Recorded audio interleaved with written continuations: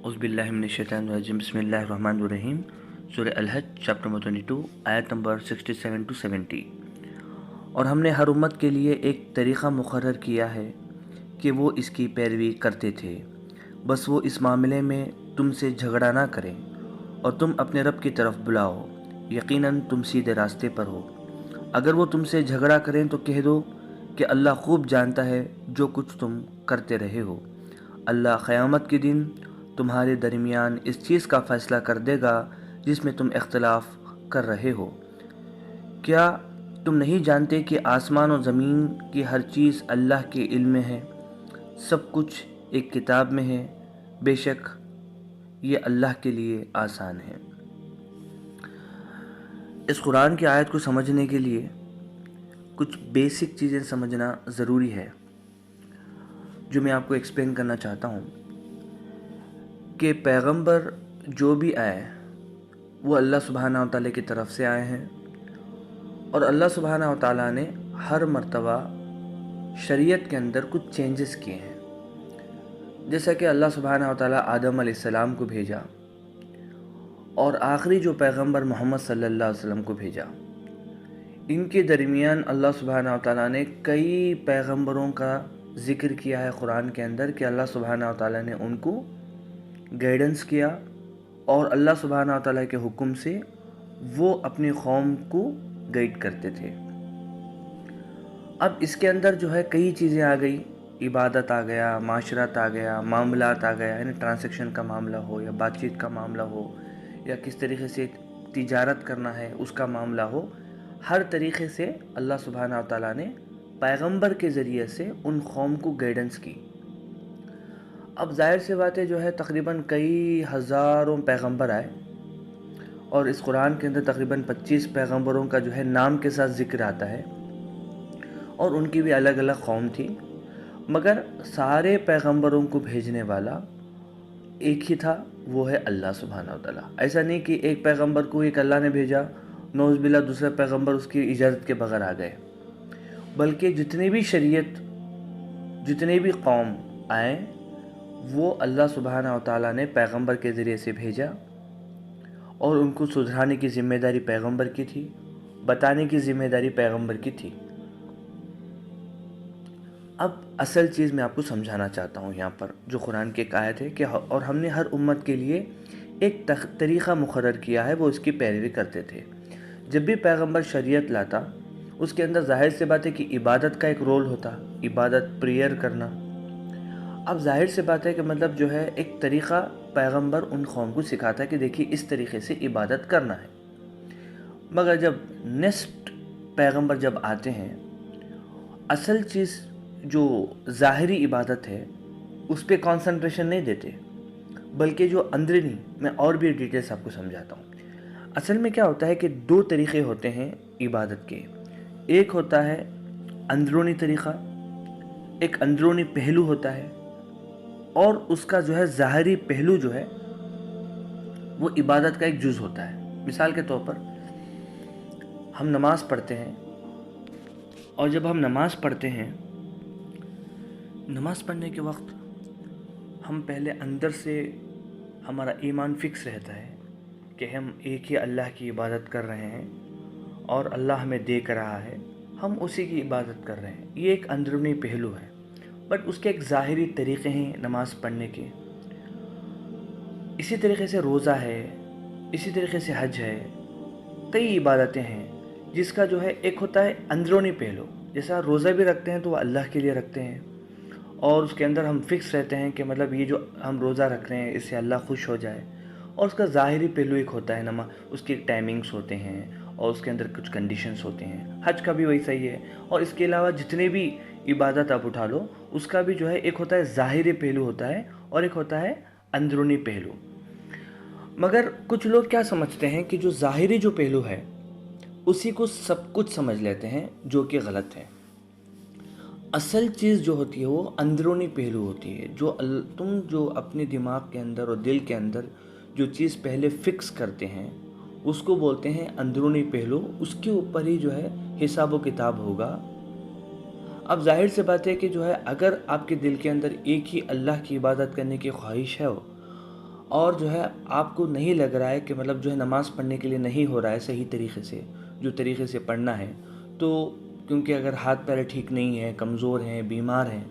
تو ظاہری پہلو چینجز ہو سکتا ہے نماز کا، مگر جو اندرونی جو ہوتی ہے وہ اس میں چینجز نہیں ہے۔ تو یہ چیز سمجھنا ضروری ہے کہ جو اصل جو دل ہے وہ جو ہے بہت امپورٹنٹ ہے، اور یہی جو ہے ایمان کا ایک جز ہے۔ ظاہری جو پہلو ہوتی ہے وہ ایک عبادت کا طریقہ ہوتا ہے۔ تو جیسے جیسے اللہ سبحانہ و تعالیٰ جو ہے پیغمبروں کو بھیجتا ہے، یہ جو اندرون جو جز ہے اس کو قائم رکھتا ہے، وہ سیم رکھتا ہے۔ جیسا مطلب ایک اللہ کی عبادت کرنا، سارے پیغمبروں کا بھی ایک ہی میسیج تھا کہ ایک اللہ کی عبادت کرنا۔ شریعت ہے وہ تقریباً شریعت تقریباً پوری جو ہے جو بھی طریقہ پیغمبروں نے بولا ہے، وہ پیغمبروں کے جو ہے الگ الگ وقت کے اوقات میں الگ الگ پیغمبر کو شریعت کے اندر، انہیں شریعت کے معنی رولز ریگولیشنز کے اندر کچھ چینجز لائے ہیں۔ اس وقت میں عبادت بھی جو ہے چینجز ہوئی ہے۔ جیسا موسیٰ علیہ السلام کے زمانے میں جو ہے مریم علیہ السلام کا واقعہ ایک آتا ہے، جو عیسیٰ علیہ السلام کے جو ہے جو والدہ ہیں، تو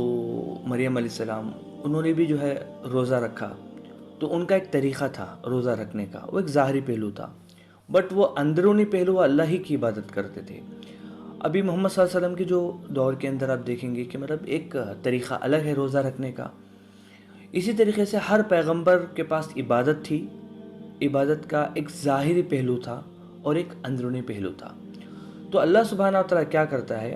یہ جو لوگ ظاہری پہلو کو ہی سب کچھ سمجھ کے جو ہے اس کو ایک آئیڈیل مان کے بیٹھ جاتے ہیں، اور وہ اندرونی پہلو کو بھول جاتے ہیں، اصل چیز کو بھول جاتے ہیں، تب اللہ سبحانہ و تعالیٰ کیا کرتا ہے،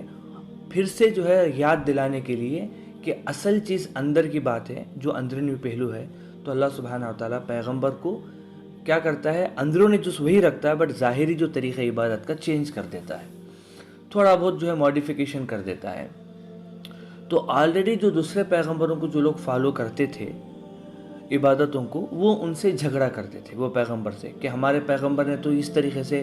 عبادت کرنے کے لیے کہا ہے، ابھی تو تم جو کہہ رہے ہو ٹھیک ہے، باتیں سب صحیح ہے، مگر جو ہے عبادت کرنے کا طریقہ الگ ہے۔ تب اللہ سبحانہ و تعالیٰ جو ہے فرماتا ہے کہ جب محمد صلی اللہ علیہ وسلم نے جو ہے جب ایمان کی بات کی، توحید کی بات کی، رسالت کی بات کی، شریعت کی بات کی، اور جب عبادت کے طریقوں کی بات کی، تو جو لوگ پیغمبروں کو فالو کرتے تھے وہ اللہ کے رسول محمد صلی اللہ علیہ وسلم کو کہتے تھے کہ ہم تو جو ہے یہی طریقہ سے عبادت کرتے تھے، اور تم ایک نئی طریقہ جو ہے ایجاد کیے ہو، بتائے ہو۔ تو اللہ سبحانہ و تعالیٰ فرماتا ہے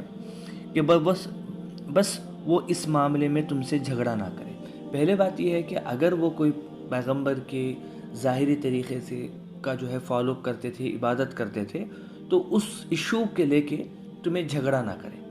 مطلب جو لوگ ان سے جھگڑا کرتے تھے ان کے لیے ایک انسٹرکشن ہے، اور تم اپنے رب کی طرف بلاؤ، یقیناً تم سیدھے راستے پر ہو۔ اور محمد صلی اللہ علیہ وسلم کو بھی بول دیا گیا کہ وہ جو طریقے پہ عبادت کرتے ہیں، وہ جو طریقے کی عبادت کرتے تھے، اس پہ تم بھی بحث مت کرو۔ بات یہ ہے کہ جو اصل چیز ہے اپنے رب کی طرف بلانا ہے۔ یہ جو لوگ جو ہے عبادت کے ظاہری پہلو کو سب کچھ سمجھ کے اصل چیز اللہ کی عبادت چھوڑ کے پتھروں کی پوجا کر رہے ہیں، یا کوئی دوسرے جانوروں کی پوجا کر رہے ہیں، یا جو ہے اصل چیز چھوڑ کے جو ہے کوئی آگ کی پوجا کر رہا ہے، کوئی دنیا بھر کی جو ہے چیزوں کی عبادت کر رہے ہیں، وہ چیز چھوڑ کے اصل چیز کیا ہے، ایک اللہ کی عبادت کرنا ہے، اس کی طرف تم بلاؤ۔ اور اللہ نے کہا کہ یقیناً تم سیدھے راستے پر ہو۔ اب محمد صلی اللہ علیہ وسلم کو جو ہے اللہ سبحانہ و تعالیٰ کانفیڈنس کے طور پر کہتا ہے کہ تم جو ہے سیدھے راستے پہ رہو، اور یہ راستے پہ تم لوگوں کو بلاؤ، اور تم سے جھگڑا کریں تو کہہ دو کہ اللہ خوب جانتا ہے جو کچھ تم کر رہے ہو۔ اور تمہارے پاس ظاہر سے بات ہے، لوگ جھگڑا کریں گے اس بات کو لے کے، پیغمبروں کی بات کو لے کے، عبادت کے طریقوں کو بات کو لے کے۔ کئی لوگ کہیں گے کہ ہم اتنے سالوں سے جو عبادت کر رہے تھے، کیا وہ عبادت ہماری ویسٹ ہو گئی؟ کیا ہمارے جو ہے باپ دادا؟ اللہ فرماتا ہے کہ دیکھو اس کے جو بارے میں نا، یہ سب اللہ سبحانہ و تعالیٰ فیصلہ کرنے والا ہے، وہ کل قیامت کے دن فیصلہ کرے گا۔ اللہ قیامت کے دن تمہارے درمیان اس چیز کا فیصلہ کر دے گا جس میں تم اختلاف کر رہے ہو۔ کلیئر طریقے سے اللہ سبحانہ و تعالیٰ نے یہ بات ڈکلیئر کر دی۔ اور کیا تم نہیں جانتے کہ آسمان اور زمین کی ہر چیز اللہ کے علم ہے؟ اللہ سبحانہ و تعالیٰ جو ہے پورے یونیورس کو پیدا کرا، تو ظاہر سے بات ہے اس کا پورا جو نظام، کب بارش برسانا ہے، کب دھوپ لانا ہے، کب جو ہے کون سے درخت، کون سے پودے کہاں پر اگتے ہیں، کون سا پھل، کون سا کلر، اس میں کون سا مزہ ڈالنا ہے، ساری چیزوں کا جو ہے علم اللہ سبحانہ و تعالیٰ کو جب ہے، تو تمہارے جو اعمال جو تم کرتے ہو، کیا اس کا علم اللہ کو نہیں رہے گا؟ سب کچھ ایک کتاب میں ہے، بے شک یہ اللہ کے لیے آسان ہے۔ یہ ساری جو زندگی میں جو تم جو بھی کرتے ہو، عبادت ہو یا تو ہے تم جو ہے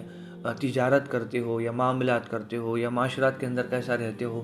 سب کچھ تمہارا جو ہے ایک کتاب کے اندر لکھی ہوئی ہے۔ اللہ سبحانہ و تعالیٰ وہ پھر سے کل قیامت کے دن ظاہر کر دے گا۔ تو یہ اصل چیز ہے جس کو ہمیں سمجھنا ہے۔ مسلمانوں کے اندر بھی بہت سے لوگ دنیا بھر کے جو ہے چھوٹے چھوٹے مسئلوں کو لے کے بحث کرتے ہیں، عبادت کے ظاہری طریقوں کو لے کے